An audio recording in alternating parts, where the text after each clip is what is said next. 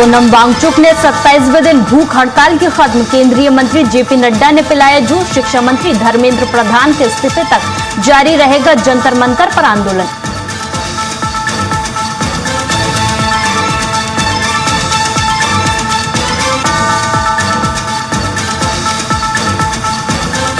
Paper leak पर सख्त कानून लाएगी सरकार। पीएम मोदी ने छात्रों के नाम जारी किया वीडियो संदेश। कैबिनेट में जल्द पास कराएंगे बिल।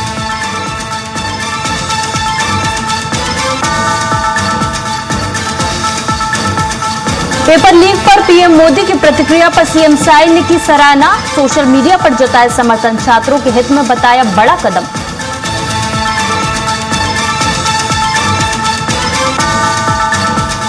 चढ़ावा चोरी के आरोपी सुभाष श्रीवास्तव का पेंशन खाता सीज करने पर फंसी पुलिस।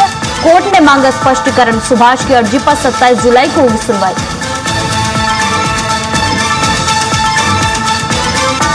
अयोध्या राम मंदिर में रामधन गबन मामले से जुड़ी खबर है। सुभाष श्रीवास्तव के पेंशन बैंक खाते से जुड़ी खबर सामने आई। खाते से निकासी की रोक हटाने की मांग की गई है। रोक हटाने की मांग को लेकर कोर्ट में प्रार्थना पत्र दिया गया है। मामले में पुलिस की व्याख्या से कोर्ट संतुष्ट नहीं है। कोर्ट ने 3 बिंदुओं पर स्पष्ट व्याख्या मांगी है। सीओ आशुतोष तिवारी को कोर्ट ने आदेश दिया है। सुभाष की अर्जी पर 27 जुलाई को सुनवाई की जाएगी। और इसी पर ज्यादा जानकारी के साथ हमारे साथ संवाददाता पवन सिंह जुड़ चुके हैं। पवन, राम मंदिर से जुड़े मामले में क्या कुछ अपडेट आया है? बिल्कुल, यह मामला चूंकि जो पेंशन का जो खाता है उसको सीज करने से रिलेटेड है। अब कोर्ट ने इससे जवाब मांगा है कि आखिरकार किसके आदेश और निर्देश से यह सीज किया गया है, क्योंकि इस खाते में जो पेंशन आती थी उससे बाकी अन्य किसी चीजों से लेना देना नहीं था। लेकिन जब कार्रवाई हो रही थी, सुभाष श्रीवास्तव का जो खाता है इस खाते को सीज कर दिया गया। अब चूंकि इन्होंने एक अर्जी डाली कोर्ट में डाला कि मेरा खाता क्यों सीज किया गया, इसमें जो पेंशन आ रही है, जो पैसा आ रहा है उसको रिलीज किया जाए। अब कोर्ट ने पूरी तरह से पूछताछ करना शुरू किया, कि जानकारी इकट्ठा शुरू किया कि आखिरकार यह खाता किसके आदेश से सीज किया गया। क्योंकि जब कार्रवाई हो रही थी तो उस समय बहुत सारे ऐसे मामले आए सामने कि उस समय लगातार बहुत सारी चीजों पे ध्यान न देते हुए लगातार कार्रवाई होती गई, उसी में एक खाता भी सीज हो गया। लेकिन अभी कोर्ट ने इस पे बहुत सारे तमाम सवाल किए हैं और उस सवाल के घेरे में बहुत सारी चीजें आ रही हैं। अब सबसे बड़ी बात है कि उसमें खाता क्यों सीज किया और किसने आदेश दिया था खाता सीज करने को, इस मामले में पुलिस बैक फुट पे नजर आ रही है। लेकिन इसकी सुनवाई 27 जुलाई को अब निमित्त रखा है। 27 जुलाई को कोर्ट इस पे कोई निर्णय पर पहुंचेगी। उससे पहले कोर्ट ने कई मुद्दों पर, कई बिंदुओं पर इनसे जानकारी इकट्ठा करने के लिए बोला है कि आखिरकार किसने आदेश दिया था और क्यों सीज किया गया। आखिरकार प्रथम दृष्टया कैसे माना गया कि यह खाता या सुभाष श्रीवास्तव किस तरह से इसमें जुड़ा हुआ है या क्या मामला है, इसके पीछे की क्या दलीलें हैं, उन सभी चीजों को जानकारी के लिए कोर्ट ने बहुत सारे सवाल, बहुत सारे बिंदुओं पर जानकारी इकट्ठा किया है। अब 27 जुलाई को इसकी सुनवाई होगी और उस सुनवाई के दौरान जानकारी मिल पाएगी कि आखिरकार इस खाते को क्यों सीज किया गया था। उसके बाद कोर्ट निर्णय लेगी कि इस खाते को छोड़ना है या इसको सीज रखना है, किस तरह का निर्णय लेती है। चूंकि अयोध्या प्रकरण काफी लगातार बढ़ता जा रहा है, बहुत सारे सनातन धर्म के जो मानने वाले लोग हैं और लगातार अयोध्या प्रकरण को लेकर के हमेशा छोटी छोटी चीजों की जानकारी लेना चाहते हैं। सोशल प्लेटफॉर्म देखें तो सोशल प्लेटफॉर्म पर पूरी तरह सवाल और जवाब के घेरे से पटा पड़ा हुआ है। सभी लोग अयोध्या में जिस तरह से आस्था रखते हैं उसी तरह से वहां की जुड़ी कोई भी चीज हो तो उसकी जानकारी पूरी तरह से इकट्ठा करना चाहते हैं और लेना चाहते हैं। क्योंकि अयोध्या प्रकरण पूरे देश नहीं दुनिया में फैला हुआ है, चाहे वो राम जन्मभूमि के विवाद से संबंधित मामला रहा हो, आज उनकी प्राण प्रतिष्ठा हुई और इसके बाद से लगातार जो पूजा अर्चना करने वाले लोग आ रहे हैं और जो लोग नहीं पहुंच रहे, इसके बावजूद भी उनकी जो आस्था है, जिन्होंने दान दिया है, जो वहां पर भगवान राम के चरणों में आस्था रखते हैं, उन सभी लोगों की जिज्ञासा हमेशा अयोध्या से जुड़ी रहती है और उस चीज में कोई भी छोटी से छोटी या बड़ी से बड़ी कोई भी जानकारी आती है उसे जानना चाहता है। बिल्कुल पवन, इस मामले पर सबकी निगाहें टिकी हुई है। अब देखना होगा कि 27 जुलाई को सुनवाई के दौरान क्या कुछ होता है। तमाम जानकारी के लिए आपका बहुत बहुत शुक्रिया।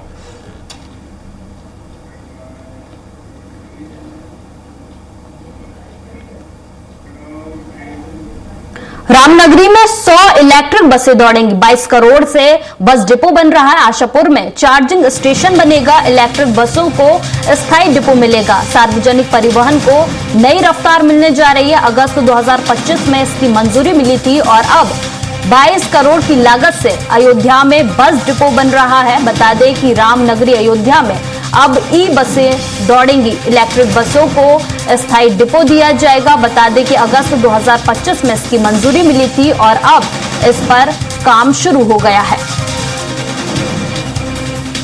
रामनगरी में 100 इलेक्ट्रिक बसें अब दौड़ेंगी। इलेक्ट्रिक बसें अब अयोध्या में चलेंगी। 22 करोड़ की लागत से बस डिपो बन रहा है। आशापुर में चार्जिंग स्टेशन बनाया जाएगा। इलेक्ट्रिक बसों को स्थायी डिपो दिया जाएगा।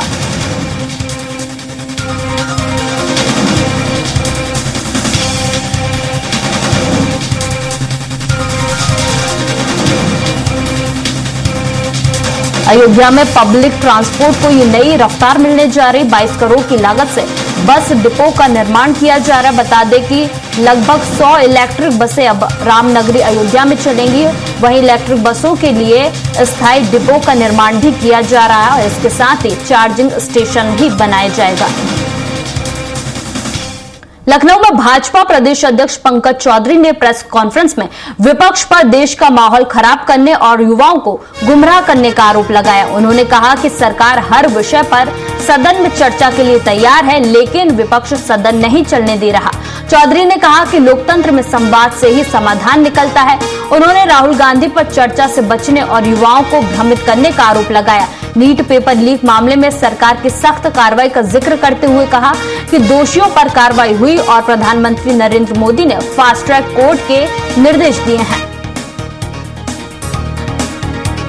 साथियों, दरअसल राहुल जी सदन में तो जब सदन चलता है तो विदेश चले जाते हैं। सदन में वो बात कर सकते नहीं है।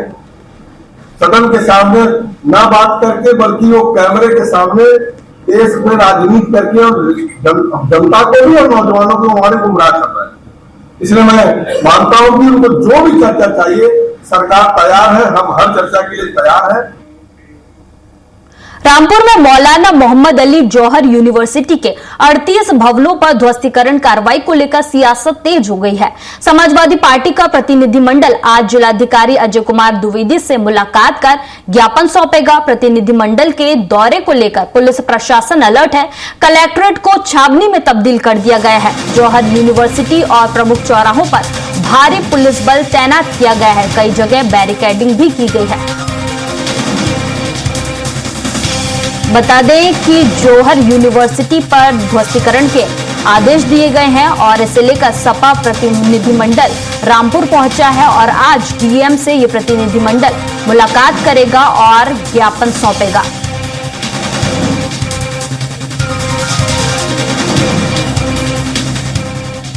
रामपुर में जौहर यूनिवर्सिटी के मुद्दे को लेकर राजनीतिक सरगर्मी तेज हो गई है। समाजवादी पार्टी के नेता प्रतिपक्ष माता प्रसाद पांडे के नेतृत्व में सपा प्रतिनिधिमंडल रामपुर पहुंचा। प्रतिनिधिमंडल जल्द ही जिलाधिकारी अजय कुमार द्विवेदी से मुलाकात करेगा। इस दौरान जौहर यूनिवर्सिटी से जुड़े मुद्दे पर प्रशासन से चर्चा की जाएगी। सपा प्रतिनिधिमंडल ध्वस्तीकरण की कार्रवाई के विरोध में रामपुर पहुंचा है और इस मुद्दे पर डीएम से मुलाकात की जाएगी और सपा प्रतिनिधिमंडल डीएम को ज्ञापन सौंपेगा। जौहर यूनिवर्सिटी के पक्ष में सपा डेलीगेशन रामपुर पहुंचा है। बता दें कि माता प्रसाद पांडे नेता प्रतिपक्ष के नेतृत्व में सपा प्रतिनिधिमंडल रामपुर पहुंचा है और आज डीएम से ये प्रतिनिधिमंडल मुलाकात करेगा और डीएम को ज्ञापन सौंपा जाएगा। यूनिवर्सिटी मुद्दे पर प्रशासन से इस दौरान चर्चा की जाएगी।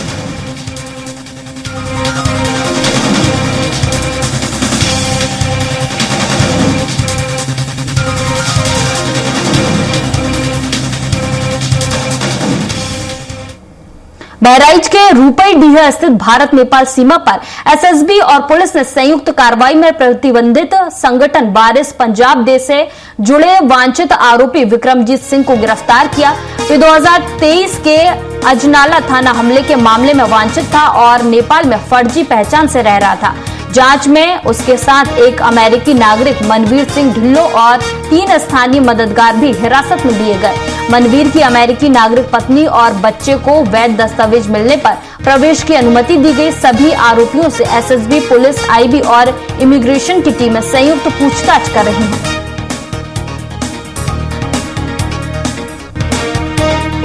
बता दें कि बहराइच में भारत नेपाल सीमा पर यह बड़ी कार्रवाई की गई है। वारिस पंजाब दे का आरोपी गिरफ्तार किया गया। सुरक्षा एजेंसियां पूछताछ कर रही हैं आरोपी से। बता दें कि अमेरिकी नागरिक समेत 4 लोग हिरासत में लिए गए हैं। इस मामले में पूछताछ की जा रही है। बता दें कि वांछित आरोपी अजनाला कांड का आरोपी था और अब इसे गिरफ्तार किया गया और सुरक्षा एजेंसियां नेटवर्क खंगालने में जुटी हैं और लगातार पूछताछ की जा रही है।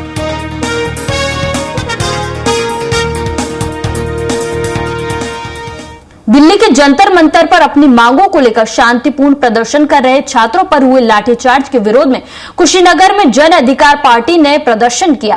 पार्टी कार्यकर्ता कलेक्ट्रेट पहुंचे और राष्ट्रपति के नाम ज्ञापन सौंपा। प्रदर्शनकारियों ने इसे लोकतांत्रिक अधिकारियों का दमन बताते हुए सरकार के खिलाफ नारेबाजी की। पार्टी नेताओं का कहना था कि छात्रों की मांगे सुनने के बजाय उन पर बल प्रयोग करना लोकतांत्रिक मूल्यों के विपरीत है। उन्होंने पूरे मामले की निष्पक्ष और न्यायिक जांच कराने कर शिक्षा मंत्री के इस्तीफे की मांग की। जन अधिकार पार्टी की प्रदेश प्रभारी ने कहा कि छात्रों की आवाज को दबाने के बजाय सरकार को उनसे संवाद करना चाहिए और उन्हें न्याय दिलाना चाहिए।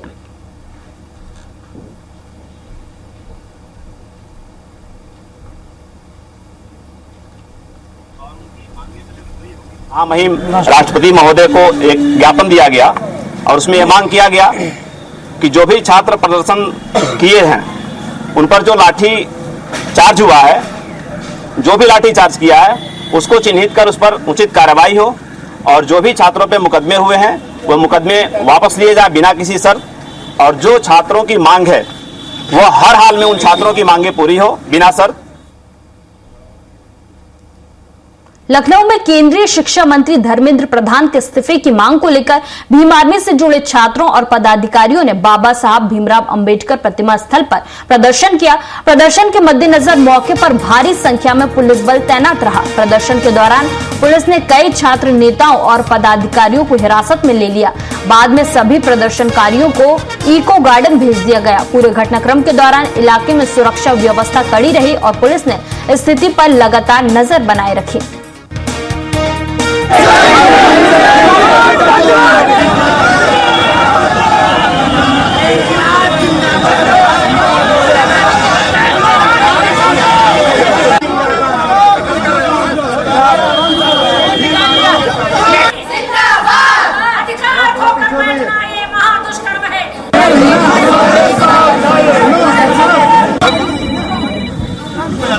लखनऊ में सीएम योगी की समीक्षा बैठक आज होगी। कावड़ यात्रा तैयारियों की समीक्षा की जाएगी। वीडियो कॉन्फ्रेंसिंग के जरिए ये बैठक होगी। सुरक्षा व्यवस्था पर विस्तृत जानकारी इस दौरान सीएम लेंगे। अधिकारियों को जरूरी दिशा निर्देश देंगे। त्योहारों की तैयारियों पर फोकस रहेगा। तो सीएम योगी आज समीक्षा बैठक करेंगे। बता दें कि कावड़ यात्रा को लेकर ये बैठक की जाएगी। सुरक्षा व्यवस्था की सीएम योगी आदित्यनाथ जानकारी लेंगे। वहीं अधिकारियों को जरूरी दिशा निर्देश सीएम योगी आदित्यनाथ देंगे। लखनऊ में सीएम योगी आज समीक्षा बैठक करेंगे। बता दें कि कई अहम मुद्दों पर इसमें फोकस रहेगा। कावड़ यात्रा की तैयारियों की समीक्षा की जाएगी। बता दें कि वीडियो कॉन्फ्रेंसिंग के जरिए ये बैठक होगी जिसमें सीएम योगी आदित्यनाथ सुरक्षा व्यवस्था पर विस्तृत जानकारी लेंगे। कावड़ यात्रा की समीक्षा करेंगे तैयारियों की और अधिकारियों को जरूरी दिशा निर्देश देंगे।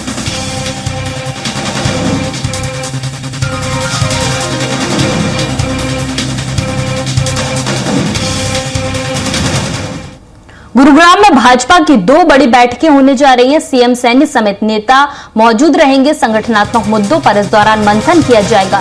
वहीं योजनाओं पर आगे की रणनीति बनेगी। प्रदेश अध्यक्ष डॉक्टर अर्चना गुप्ता भी इसमें मौजूद रहेंगे। बता दें कि इस बैठक में संगठनात्मक मुद्दों पर मंथन किया जाएगा। सीएम सैनी इसमें मौजूद रहेंगे। योजनाओं पर आगे की रणनीति इस दौरान बनाई जाएगी। प्रदेश अध्यक्ष डॉक्टर अर्चना गुप्ता भी इस बैठक में मौजूद रहेंगे। ललितपुर के अटल आवासीय विद्यालय में दूषित भोजन खाने से 60 बच्चों की तबीयत बिगड़ने के मामले ने तूल पकड़ लिया है। श्रम एवं सेवा योजन मंत्री ने मुख्य सचिव को पत्र लिखकर पूरे प्रकरण की उच्च स्तरीय जांच की मांग की है। पत्र में विद्यालय के प्रधानाचार्य, उप प्रधानाचार्य और कार्यालय सहायक को घटना के लिए जिम्मेदार ठहराते हुए तीनों को तत्काल कार्य मुक्त करने की सिफारिश की गई है। मामले की गंभीरता को देखते हुए प्रशासन जांच में जुट गया है। जांच रिपोर्ट के आधार पर आगे की कार्रवाई की जाएगी।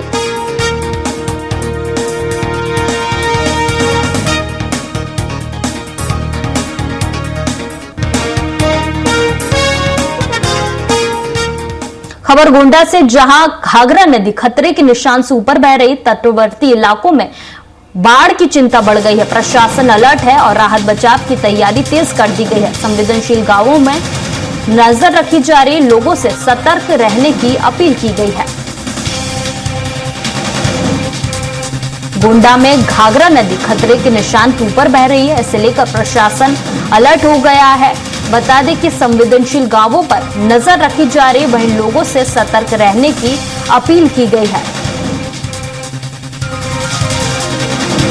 भारी बारिश के चलते घाघरा नदी उफान पर है और बता दें कि घाघरा नदी खतरे के निशान के ऊपर बह रही है, जिससे तटवर्ती इलाकों में बाढ़ की चिंता बढ़ गई है।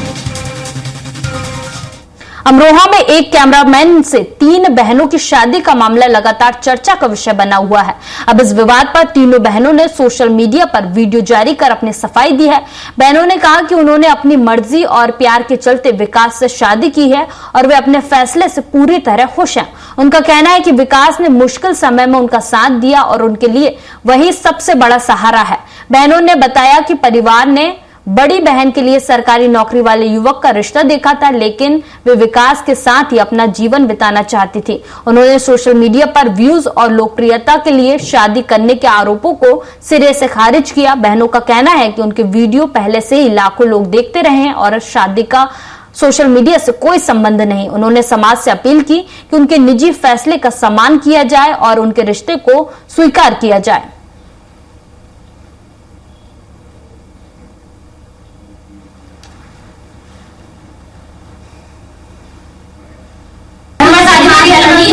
और भी देखो, विश्वास नहीं हो रहा तुम्हें 1 साल बाद, 2 साल बाद, 3 साल कभी तो विश्वास होएगा। अभी ये शादी करने हमारी मजबूरी थी, हम अलग होना नहीं चाहते, चाहे हम मर जाएंगे। अब तुम गलत बोलो सही बोलो, हमारे रियल में शादी।